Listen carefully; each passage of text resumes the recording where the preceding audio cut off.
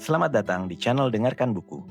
Ini adalah audiobook The Count of Monte Cristo karya Alexandre Dumas. Bab 54. Gejolak di Pasar Saham. Beberapa hari setelah pertemuan itu, Albert de Morcerf mengunjungi Count of Monte Cristo di kediamannya di Champs-Élysées. Rumah yang kini telah berubah menjadi istana megah, sebagaimana layaknya kekayaan sang Count yang luar biasa, bahkan untuk tempat tinggal sementara sekalipun. Albert datang untuk menyampaikan ulang terima kasih Madame Danglars yang sebelumnya telah dikirimkan melalui surat bertanda tangan Baron Danglars née Hermine de Sirview. Albert ditemani oleh Lucien de Bray. Dalam percakapan mereka, Lucien menyisipkan pujian-pujian ringan yang berkat ketajaman naluri sang Count segera diketahui asal-usulnya. Monte Cristo yakin kunjungan Lucien didorong oleh rasa ingin tahu ganda, dan separuh lebih besar berasal dari Rue de la Chaise d'Antin, singkatnya Madame Danglars, yang tak mampu memeriksa sendiri tata rumah tangga seorang pria yang memberikan kuda senilai 32.000 franc dan membawa budak Yunani ke opera dengan berlian senilai 1 juta franc. Telah mendelegasikan matanya kepada Lucien agar memberinya laporan akurat tentang kehidupan orang yang tak terpahami ini. Namun sang Count sama sekali tak menunjukkan kecurigaan bahwa kunjungan Lucien ada kaitannya dengan rasa penasaran sang Barones. "Apakah kau sering berhubungan dengan Baron Danglars?" tanya sang Count pada Albert de Morcerf. "Ya, Count, bukankah sudah kuceritakan padamu? Jadi semuanya tetap sama di pihak itu." "Bahkan semakin pasti," kata Lucien, lalu merasa tak perlu berkata lebih banyak. Ia menyesuaikan monokelnya, menggigit ujung tongkat berkepala emasnya dan mulai berjalan mengelilingi ruangan sambil memeriksa senjata dan lukisan-lukisan di dinding. "Ah," kata Monte Cristo, "aku tak menyangka urusan ini akan secepat itu selesai. Oh, segalanya berjalan sendiri tanpa bantuan kita. Saat kita melupakannya, justru saat itulah semuanya mulai tersusun rapi. Dan ketika perhatian kita kembali tertuju padanya, kita terkejut melihat betapa jauh kemajuannya menuju tujuan yang ditetapkan. Ayahku dan Monsieur Danglars pernah bertugas bersama di Spanyol. Ayahku di ketentaraan, Monsieur Danglars di bagian logistik.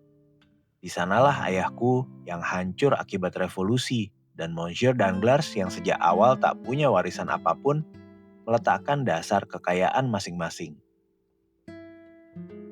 "Ya," kata Monte Cristo, "kurasa Monsieur Danglars pernah menyebut hal ini saat aku mengunjunginya." Lalu, sambil melirik Lucien yang sedang membolak-balik halaman sebuah album, ia melanjutkan, "Mademoiselle Eugene cantik. Kurasa namanya memang begitu." "Sangat cantik, atau lebih tepatnya sangat memesona," jawab Albert. "Tapi kecantikannya bukan tipe yang kusukai. Aku memang orang yang tak tahu terima kasih." "Kau bicara seolah kau sudah menjadi suaminya." "Ah," balas Albert sambil menoleh untuk melihat apa yang sedang dilakukan Lucien. "Sejujurnya," kata Monte Cristo sambil merendahkan suaranya, "kau tampaknya tak terlalu antusias terhadap pernikahan ini." "Mademoiselle Danglars terlalu kaya untukku," jawab Morcerf, "dan itu membuatku takut." "Ah, alasan yang bagus sekali," seru Monte Cristo. "Bukankah kau sendiri juga kaya?" "Pendapatan ayahku sekitar 50.000 franc per tahun, dan saat aku menikah, dia mungkin akan memberiku 10 atau 12.000. Itu memang tak dianggap besar di Paris," kata sang Count. "Tapi segalanya tak hanya bergantung pada kekayaan. Memiliki nama baik dan kedudukan tinggi di masyarakat adalah hal yang mulia. Namamu terkenal, posisimu cemerlang, dan Comte de Morcerf adalah seorang prajurit. Menyenangkan melihat kejujuran seorang Bayard dipadukan dengan kesederhanaan seorang de Guesclin. Ketulusan adalah cahaya paling terang yang bisa memancar dari pedang bangsawan. Bagiku pernikahanmu dengan Mademoiselle Danglars sangatlah cocok. Ia akan memperkayamu dan kau akan memuliakannya. Albert menggelengkan kepala, termenung. Masih ada hal lain, katanya. Aku mengakui, kata Monte Cristo. Aku agak sulit memahami keberatanmu terhadap seorang gadis muda yang cantik dan kaya. Oh, kata Morcerf, keengganan ini jika memang bisa disebut demikian, tak hanya berasal dariku. Lalu dari mana asalnya? Bukankah kau bilang ayahmu mendukung pernikahan ini? Ibuku yang menentangnya. Ia memiliki penilaian yang tajam dan tak tersenyum pada rencana ini. Aku tak tahu mengapa, tapi ia tampaknya menyimpan prasangka terhadap keluarga Danglars. Ah, kata sang kaun dengan nada agak dipaksakan. Itu mudah dijelaskan. Comtesse de Morcerf yang merupakan personifikasi aristokrasi dan kehalusan tentu tak suka jika kau melalui pernikahan ini terikat dengan keluarga yang tak berdarah bangsawan. Itu wajar saja. Aku tak tahu apakah itu alasannya, kata Albert. Tapi yang pasti, jika pernikahan ini terjadi, ibuku akan sangat menderita. Seharusnya sudah ada pertemuan 6 minggu lalu untuk membicarakan dan menyelesaikan semuanya. Tapi tiba-tiba aku jatuh sakit. Sungguhan? Potong sang kaun sambil tersenyum. Oh, cukup sungguhan. Karena kecemasan mungkin. Pokoknya urusan itu ditunda 2 bulan. Tak perlu terburu-buru. Aku belum genap 21 dan Eugene baru 17. Tapi 2 bulan itu berakhir minggu depan. Harus diselesaikan. Kawan yang baik, kau tak bisa bayangkan betapa pikiranku terganggu. Betapa bahagianya kau yang bebas dari semua ini. Nah, kenapa kau sendiri tak bebas juga? Apa yang menghalangimu? Aku tak tega mengecewakan ayahku jika aku tak menikahi Mademoiselle Danglars. Kalau begitu, nikahilah dia, kata sang kaun sambil mengangkat bahu dengan penuh makna. Ya, jawab Morcerf, tapi itu akan membuat ibuku benar-benar sedih. Kalau begitu, jangan menikahinya. Nah, akan kupikirkan. Aku akan mencari jalan terbaik. Kau akan memberiku nasihat, bukan? Dan jika mungkin, bantu aku keluar dari situasi tak menyenangkan ini. Menurutku, lebih baik aku menyinggung ayahku daripada menyakiti hati ibuku tercinta. Monte Cristo berpaling. Ia tampak tersentuh oleh ucapan terakhir itu. Ah, katanya pada Debray yang duduk santai di kursi paling ujung salon. Memegang pensil di tangan kanan dan buku catatan di tangan kiri. Apa yang sedang kau lakukan di sana? Apakah kau sedang menggambar gaya Poussin? Oh, tidak, jawabnya tenang.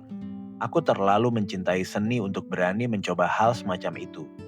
Aku hanya menghitung sedikit angka. Menghitung angka? Ya, aku sedang menghitung. Ngomong-ngomong, Morcerf, ini secara tak langsung menyangkutmu. Berapa keuntungan yang diperoleh rumah Danglars dari kenaikan terakhir obligasi Haiti? Dari 206 naik ke 409 dalam 3 hari. Dan sang bankir bijak itu membeli di 206. Jadi dia untung 300.000 livre. Itu belum yang terbesar, kata Morcerf. Bukankah tahun lalu ia untung 1 juta dari saham Spanyol?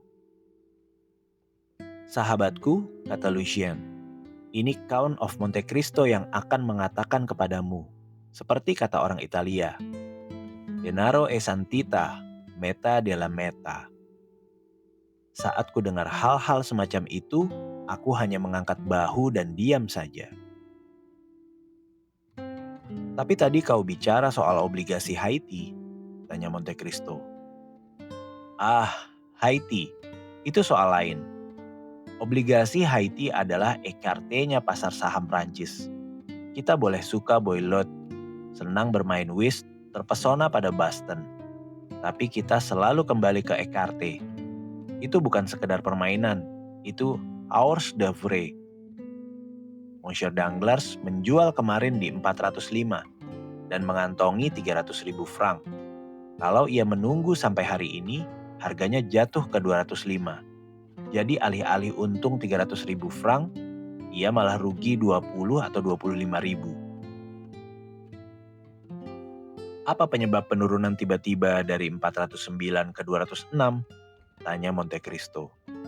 Aku benar-benar awam dalam intrik pasar saham ini. Karena, kata Albert sambil tertawa, satu kabar menggantikan kabar lain, dan seringkali sangat bertolak belakang. Ah, kata sang Count. Jadi Monsieur Danglars terbiasa untung atau rugi 300.000 franc dalam sehari. Ia pasti sangat kaya. Bukan dia yang bermain, seru Lucien. Itu Madame Danglars. Ia memang berani sekali. Tapi kau, Lucien, yang rasional dan tahu betapa tidak bisa diandalkannya kabar-kabar itu, karena kau sendiri berada di sumbernya, seharusnya mencegahnya, kata Morcerf sambil tersenyum. Bagaimana aku bisa, jika suaminya sendiri tak mampu mengendalikannya, tanya Lucien. Kau tahu watak sang barones, tak seorang pun bisa mempengaruhinya. Ia melakukan apa yang ia mau. Ah, kalau aku jadi kau, kata Albert. Nah, aku akan memperbaikinya. Itu jasa besar bagi calon menantunya.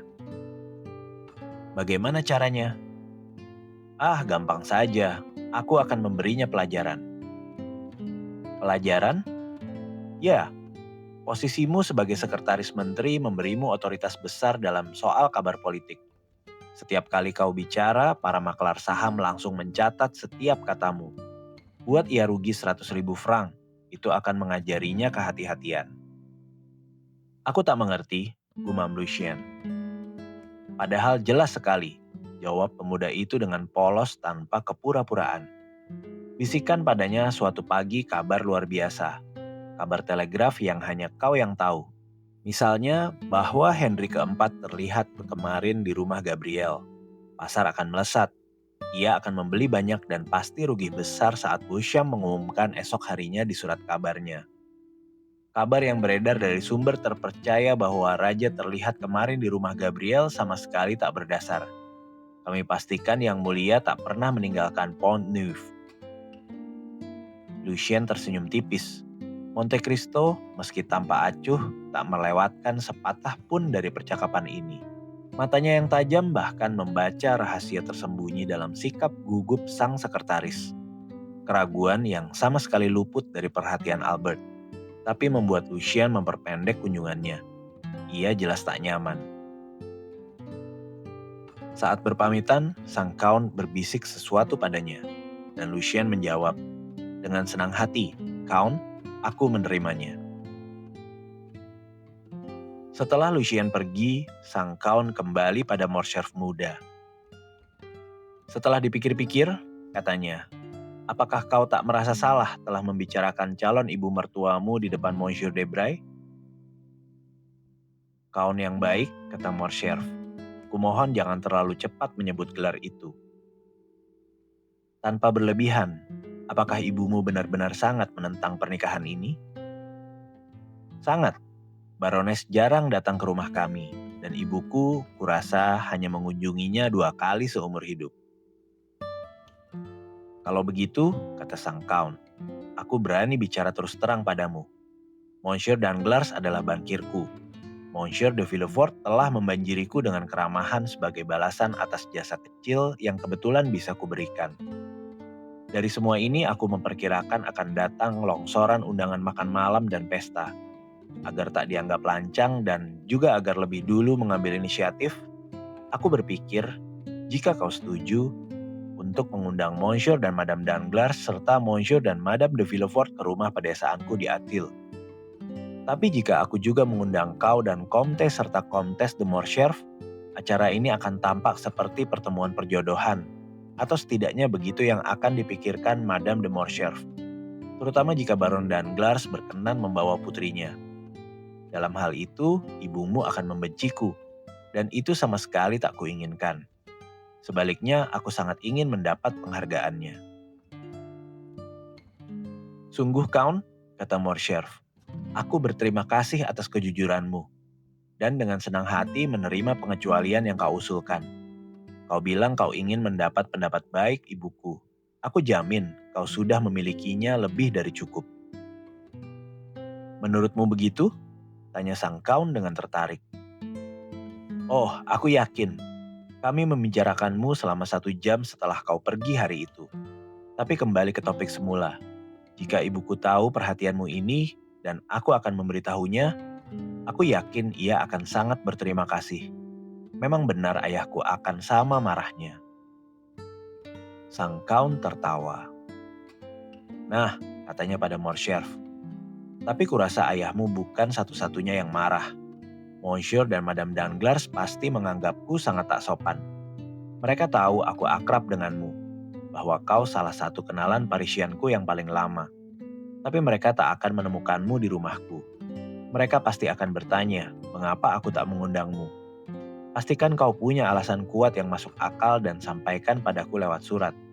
Kau tahu, dengan bankir, hanya dokumen tertulis yang dianggap sah. Aku akan lakukan yang lebih baik, kata Albert. Ibuku ingin pergi ke tepi laut. Kapan acara makan malammu? Sabtu. Ini Selasa. Besok malam kami berangkat. Lusa kami sudah di Triport.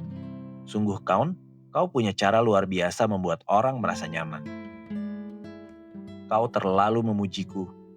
Aku hanya ingin melakukan yang menyenangkan bagimu. Itu saja. Kapan kau kirim undanganmu? Hari ini juga.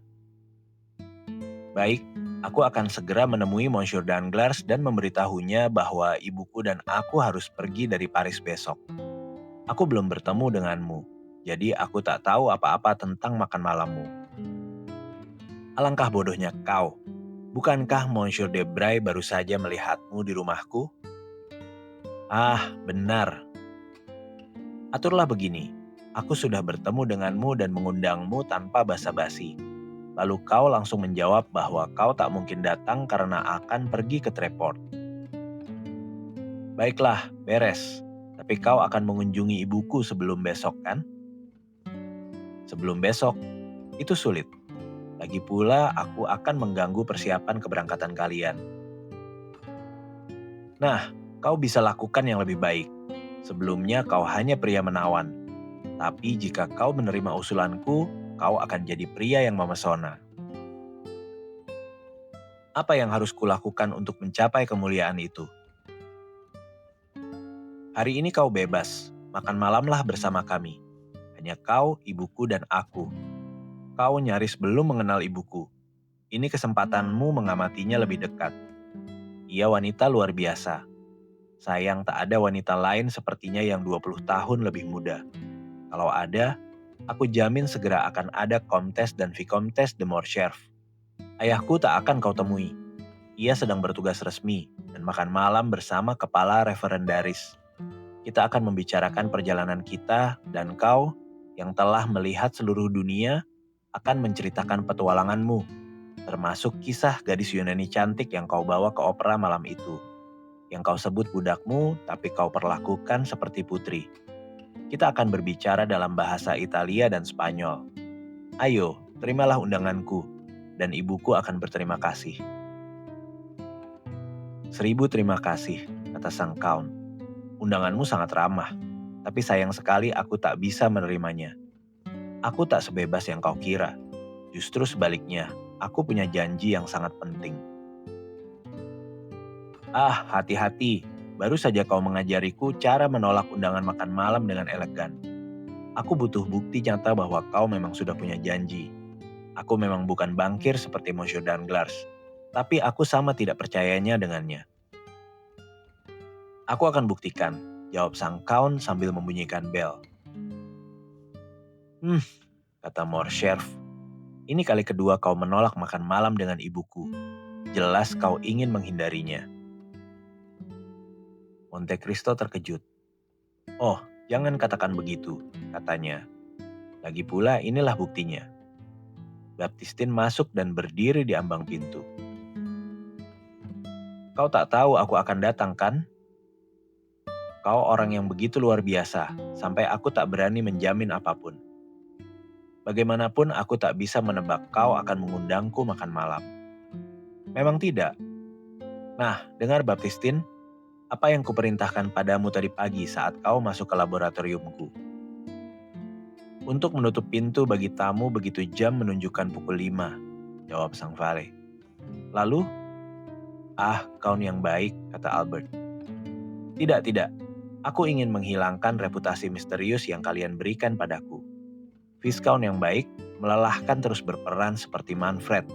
Aku ingin hidupku terbuka dan bebas. Lanjutkan, Baptistin.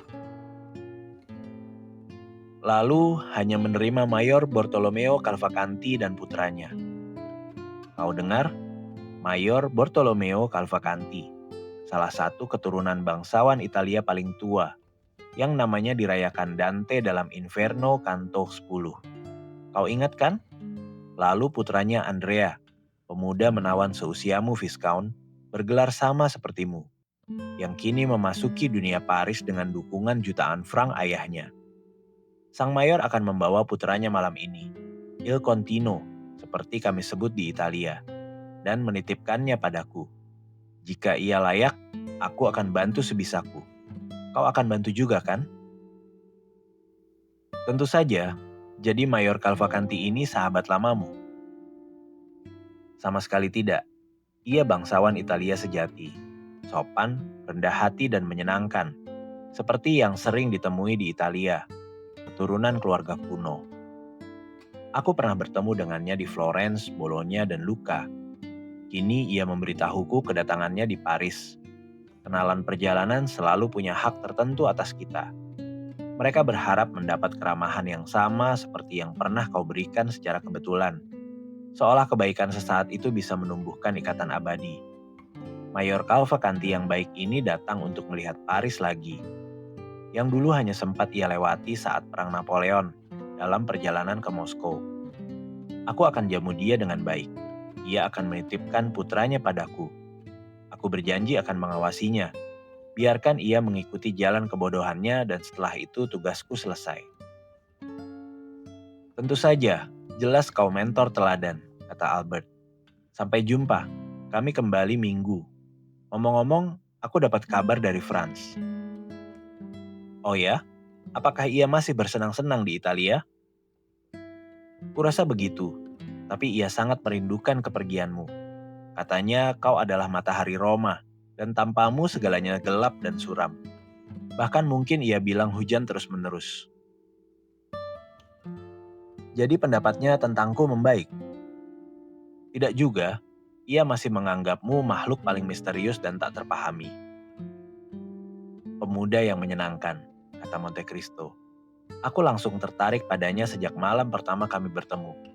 Saat ia mencari makan malam dan kuyakinkan menerima bagian dariku. Ia putra jenderal di Epinay kan? Ya, jenderal yang dibunuh secara keji tahun 1815 oleh kaum Bonaparte. Ya, aku sangat menyukainya. Bukankah ada rencana pernikahan untuknya juga? Ya, ia akan menikahi Mademoiselle de Villefort. Benarkah? Dan kau tahu, aku akan menikahi Mademoiselle Danglars, kata Albert sambil tertawa. Kau tersenyum. Ya. Kenapa? Aku tersenyum karena tampaknya sama sedikitnya keinginan untuk menikah pada dirinya seperti padaku. Tapi sungguh kawan yang baik, kita bicara soal perempuan seperti mereka bicara soal kita. Itu tak termaafkan. Albert berdiri. Kemana kau mau pergi? Sungguh, ide bagus. Sudah 2 malam aku membosankanmu. Lalu kau dengan sangat sopan bertanya apakah aku mau pergi. Kaun, kau pria paling beradab di dunia. Dan pelayanmu, betapa sopannya mereka. Terutama Monsieur Baptistin. Aku tak akan pernah bisa mendapatkan pria sepertinya. Pelayanku seperti tokoh sandiwara yang hanya punya 1 atau 2 kalimat, lalu berakting kaku sekali. Jadi kalau kau pernah melepas Monsieur Baptistin, beri aku hak pertama mempekerjakannya. Tentu saja, belum cukup. Sampaikan salamku pada Lucanesemu yang terhormat, Cavalcante dari keluarga Cavalcanti. Dan jika kebetulan ia sedang mencari istri untuk putranya, carilah yang sangat kaya, sangat bangsawan dari pihak ibunya dan bergelar barones dari pihak ayahnya. Aku akan bantu mencarinya. Ah, begitu? Kau mau bantu sejauh itu? Ya. Nah, memang tak ada yang pasti di dunia ini. Oh, Count, betapa besar jasamu padaku. Aku akan 100 kali lebih menyukaimu jika lewat perantaraanmu, aku bisa tetap bujangan meski hanya 10 tahun. Tak ada yang mustahil, jawab Monte Cristo dengan serius. Setelah berpamitan pada Albert, ia kembali ke dalam rumah dan memukul gong 3 kali. Bertuccio muncul.